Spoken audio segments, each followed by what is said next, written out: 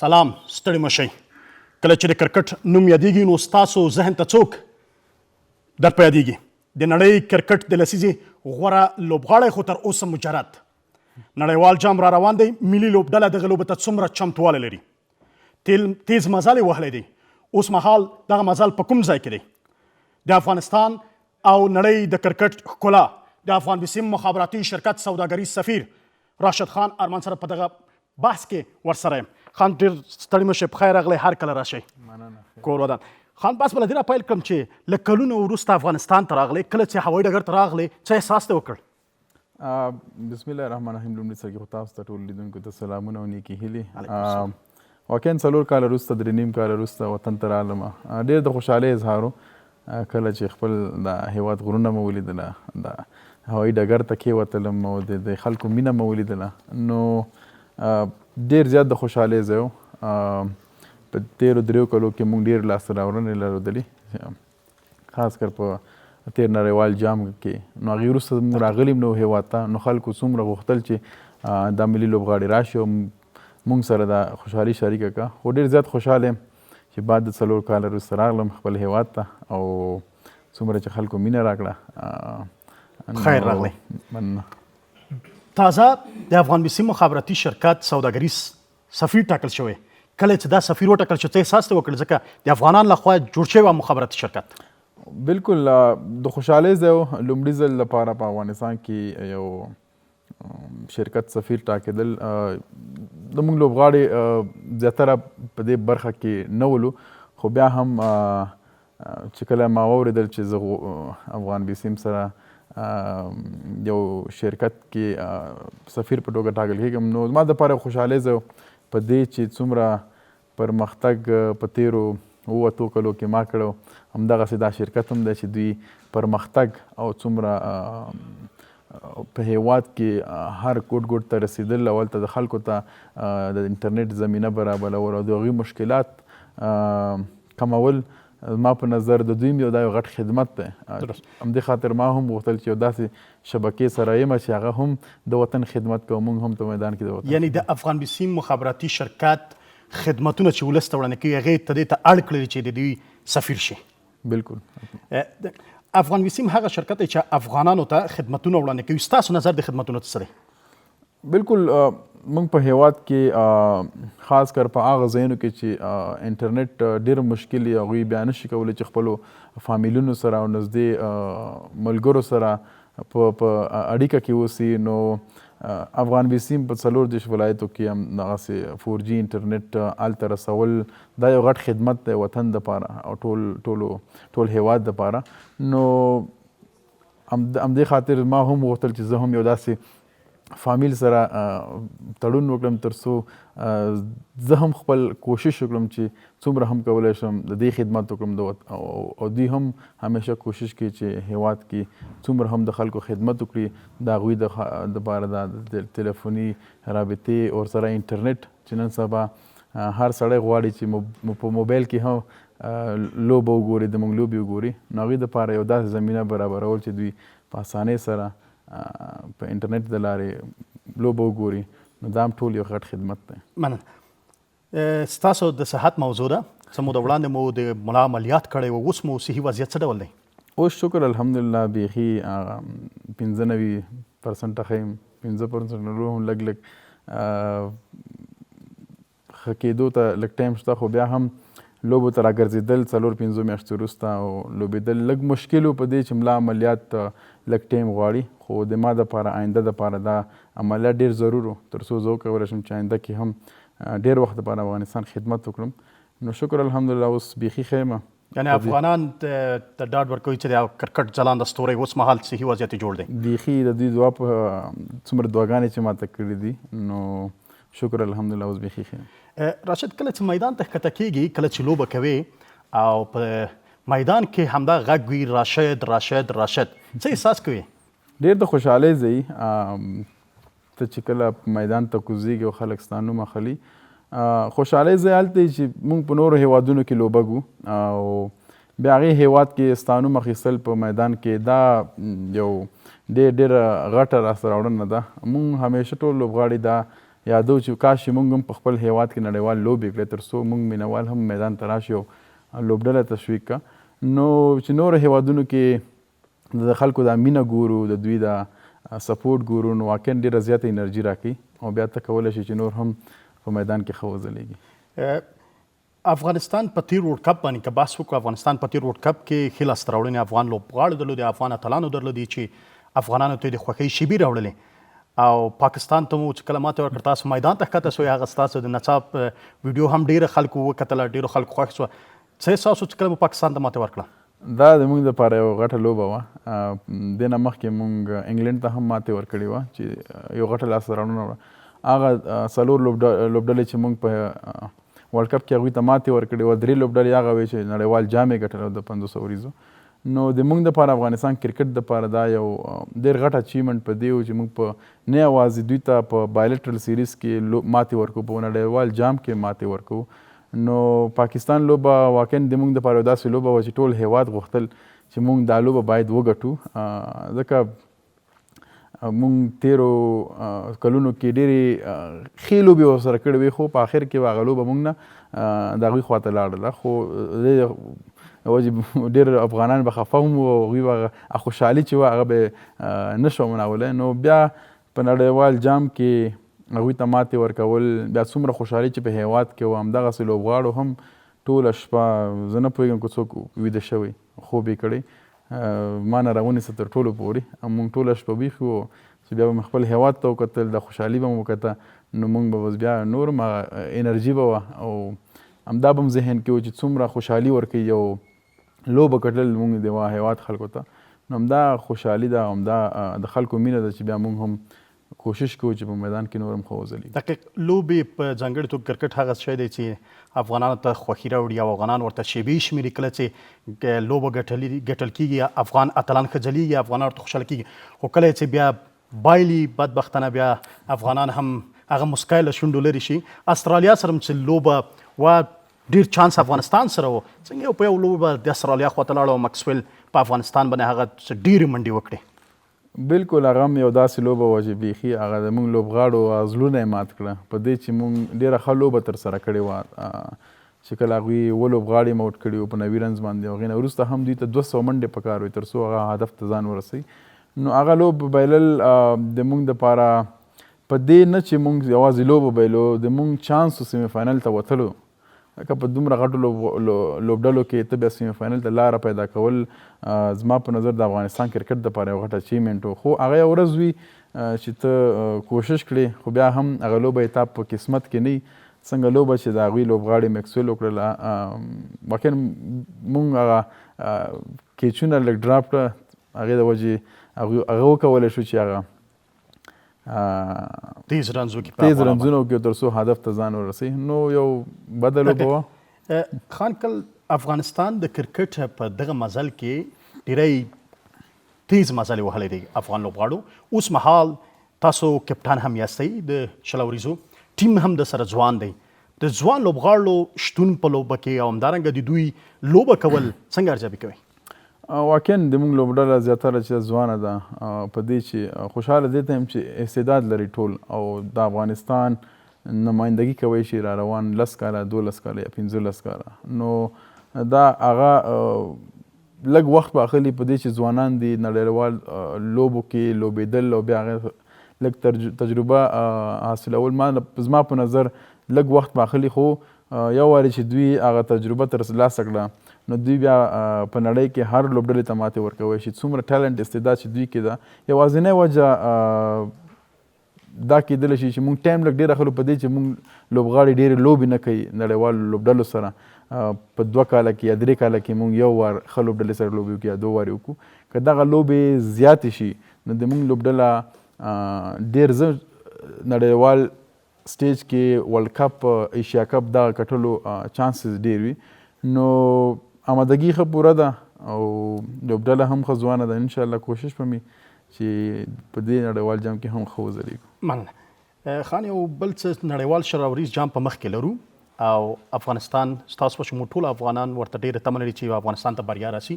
څومره چمتوالی ستاسو د ټیم لخوا ورته نیول شوی دی چې وکولی شئ هلته مخکېدونکو لوبغاړي د تاسو لوبډلو سره مخامخ یاستئ چې هغو ته ماتې ورکړئ؟ لوبډله ماشاءالله ښه تیاره ده په دې چې 8-9 لوبغاړي خو زموږ آی پی ایل کې هم ولو. هغوی هلته هغه ټاپ کوالټي پریکټس یا تمریناتونه هغه میچونه هم ترسره کړي دي. ورسره هغه لوبغاړي چې لوبې نه وي زموږ دلته خپل داخلي لوبې وي قشتپې جام تر هغوی هغې کې هم ښه ځلېدلي هغه لوبغاړي چې دوی په لوبډله کې دي. نو تیاری ښه دی. لوبډله پرون تللې ده ویسټ انډیز ته تر څو وکولی شي چې دا 10-12 ورځې مخکې نور هم پریکټس ترسره کړي. نو پوره مدګي م نیولې ده په دې چې انشاءالله ښه وځلیږو وطن ته نورې خوشحالي م راوړو. یو مسله دا ده چې پخوا هغه نیمګړتیاوې چې وي تاسو لیدلې په تاسو د کپټان وایي تاسو ته معلومې دي هغه نیمګړتیاوې اوس مهال په ټیم کې ډکې شوي؟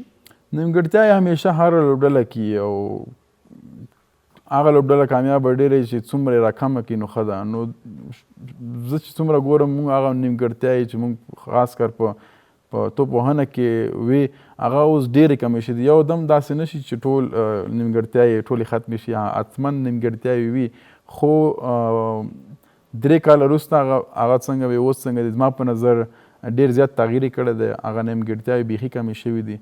نو چې څومره همدغسې موږ نور هم لوبیږو په نړیوال سټیج باندې دغه نیمګړتیاوې به نورې هم لرې شي. په نړیوال جام کې افغانستان د یوګاندا ویسټ انډیز او همدارنګه نورو ټیمونو سره لوبې لري. څه فکر کوئ چې څو به ګټو؟ زما په نظر چې همیشه زه لوبډلې ته هم لوبغاړو ته وایم چې هېڅکله هم په ذهن کې ګټه بایلل دا مه ساتئ. همیشه ذهن کې دا ساتئ چې موږ باید لوبډلې ته لوبې ته خامدګي ونیسو، ښه په تمرین ترسره کړو او کله چې میدان ته کوز شو موږ 200% افورټ ورکړو. که هغه موږ بولینګ کړي که بیټینګ کړي که فیلډینګ کړي تر څو موږ 200% افورټ وکړو هلته او خپل د زړه نه وکړو حتما هغه نتیجه هم ستا خواته راځي. که مخکې نه ته په ځان دا فشار راولې چې دا لوبه ګټل دي نو زما په نظر هغه کوم مهم نکتې چې دي ستا بیټینګ دی بولینګ دی فیلډینګ دی هغه بیا د ذهن نه وځي.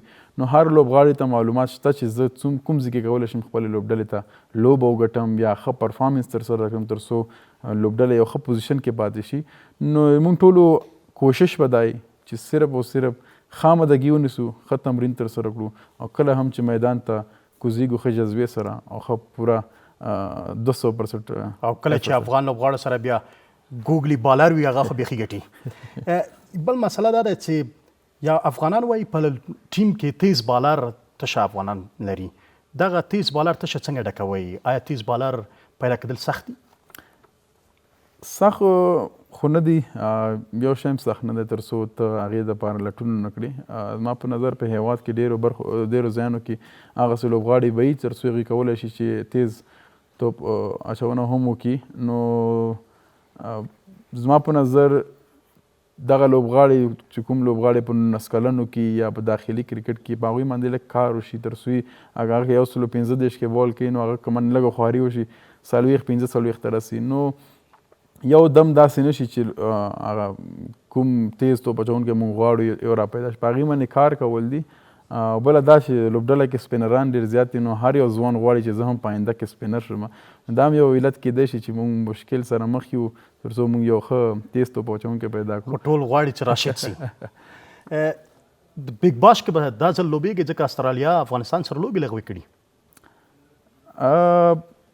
هلته لوبېدل خو به مشکل په دې چې تر څو موږ هغوی سره لوبې ونه کړو او هغوی رانه شي د موږ دعوت قبول نه کړه او تر څو موږ سره په میدان کې لوبې ترسره نه کړه نه یوازې زما دپاره هر لوبغاړي دپاره ناممکنه ده تر څو موږ لاړ شو هلته هغې هېواد کې لوبې ترسره کړو. ځکه موږ هم غواړو چې نړیوالې لوبې هم هغوی سره وکړي.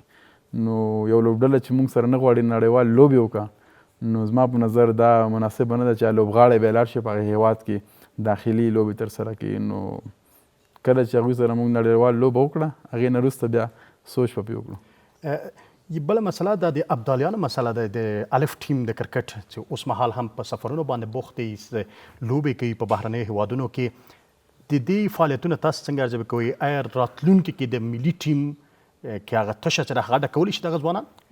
یوازینی بیک اپ چې د ملي لوبډلې هغه الف لوبډلې یا ابدالیانو لوبډلې هغې نه وروسته بیا 19 کلن وي که دا پروسه همداسې مخکې لاړه شي تر څو ابدالیانو کې لوبغاړی ولوبېږي هلته ښه وځلېږي هلته جوړ شي هغې نه وروسته که ملي لوبډلې ته راشي نو بیا هلته تیار یو لوبغاړی نو زما په نظر چې څومره هم سفرونه د ابدالیانو همدغسې د 19 کلنو لوبډلې زیات شي هغومره هم موږ ته ډېر لوبغاړي چې ده په ملي لوبډله کې راتللو چانس وي نو امید لرم چې آینده کې هم دغسې سیریزونه برابر کړه تر څو هغه ځوانان چې په داخلي لوبو کې ښه ځلیږي هغه ابدالیانو لوبډلې ته راشي او هلته هم خپل ځان ثابت کړه او بیا ملي لوبډله دومره لرې نه ده د شپږیزې لیګ په لاره نه اچول څومره د کرکټ باندې اغېزه کوي ستاسو په اند هر یو تورنمنټ په لار نه اچول ما په نظر د افغانستان نو هر یو هیواد کې هغه کرکټ بیا پرمختګ په ځای لاندې راځي نو زما په نظر چې 12 میاشتې باید موږ خپل هغه لوبغاړي چې کوم داخلي لوبې ترسره کوي 12 کې 8-9 میاشتې موږ دا مصروفه وساتو هغې نه وروسته ته کولی شي چې یو ښه لوبغاړی را پیدا کړي یو ښه لوبغاړی یا 19 کلنو ته ورشي یا لیفټ لوبډلې ته همدغسې ملي لوبډلې ته نو څومره هم سوچ چې زموږ ډومestic په کرکټ باندې هغومره به موږ ته لوبغاړي ډېر راځي هغومره به لوبغاړو ته زمینه برابر شي تر څو هغوی خپل استعداد وښایي نو زما په نظر نه یوازې یوه شپږیزه بلکې 3-4 د شل اوریزو کمپټیشن باید په هیواد کې هر کال وشي نه یوازې 2 کاله 3 کاله وروسته نو دا ټورنمنټونه څومره چې زیات شي هغومره تاسو سره لوبغاړي زیات شي نو په دې هیله چې آینده کې هم دغسې 4 ورځنی کرکټ یو ورځنی کرکټ همدغه شل اوریزو کرکټ څومره زیات څومره د هغه ځوانان لوبغاړي مصروفه وساتو هغومره به د دوی کرکټ مخکې ځي خان د افغانستان د خلکو کورونو ته د کرکټ رسولو وظیفه که څه هم رسنۍ پر غاړه لري او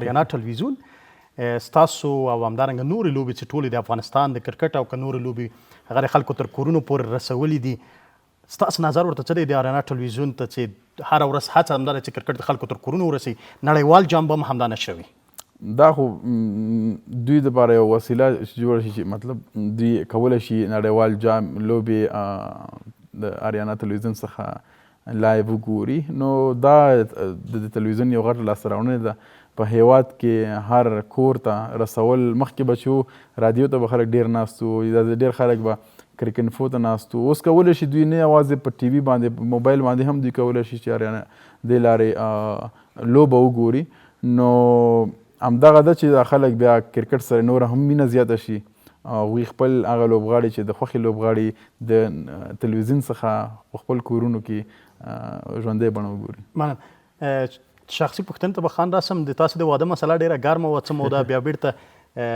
یو څه نه پوهېږم دلیل یې څه و د افغانستان د کرکټ ځلانده ستوری به څه وخت واده کوي واده چې کله قسمت وشو قسمت کې لیکلو ما په نظر هغې نه وروسته به خپله وشي نو بیا هم دومره لرې نه ده انشاءالله نږدې دی نږدې وخت کې انشاءالله چې واده هم وکړو د خیره چې دغه د افغانان چې منتظر و ستا واده ته چې هغو خبر شي چې د افغانستان خان ډېر ژر واده کوي انشاءالله راشد خان به له کرکټ څخه وروسته څه وي زړه مې دی کرکټ ته خدمت وکړم په کرکټ فیلډ کې اوسم که هغه هره برخه کې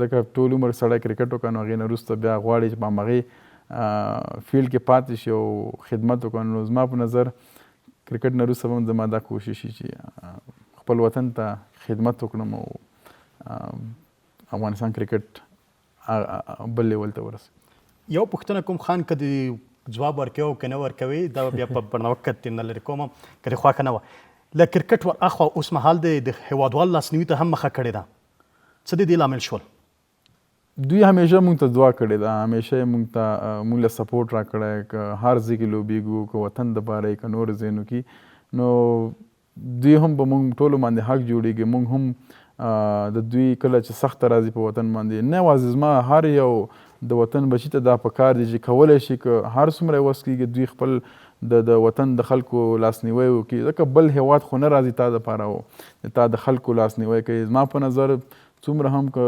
نه یوازې زه په هیواد کې هر ځای کې باید کوم ځای کې هم مشکل راځي په هیواد کې او په خلکو مشکل راځي موږ ټول سره یو شو د هغې خدمت وکړو د هغوی لاسنیوی وکړو تر کله چې کله دا سلسله جوړه شي نو د هیواد به دې نه هم نور ګلزار شي. د خپرونې وروستۍ شیبې دې غواړم افغان ځوانانو ته ستاسو پیغام څه دی هغه واورو. ټول هغه ځوانانو ته چې که غواړي آینده کې کرکټر جوړ شي همدغسې که ډاکټر جوړ شي نو همیش په خپل ځان باوري اوسئ، همیش د خپل وخت قدر وکړئ، همیش د خپل مشر قدر، د خپل مور پلار.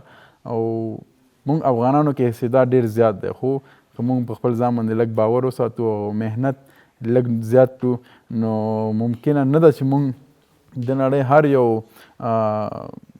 ځای ته ځان رسولو غواړو موږ ځان رسولی شو. نه یوازې په کرکټ بخش کې نورو ځایونو کې هم موږ کولی شو چې د وطن نوم ښه یاد کړو. او نو همیشه خپل صحت او خپله خواري محنت او علم دا ده له خیره چې په راتلونکي نړیوال جام کې افغان لوبډله وکولی شي خپلو سیالانو ته ماته ورکړي او افغانانو ته یو ځل بیا خوښي راوړي.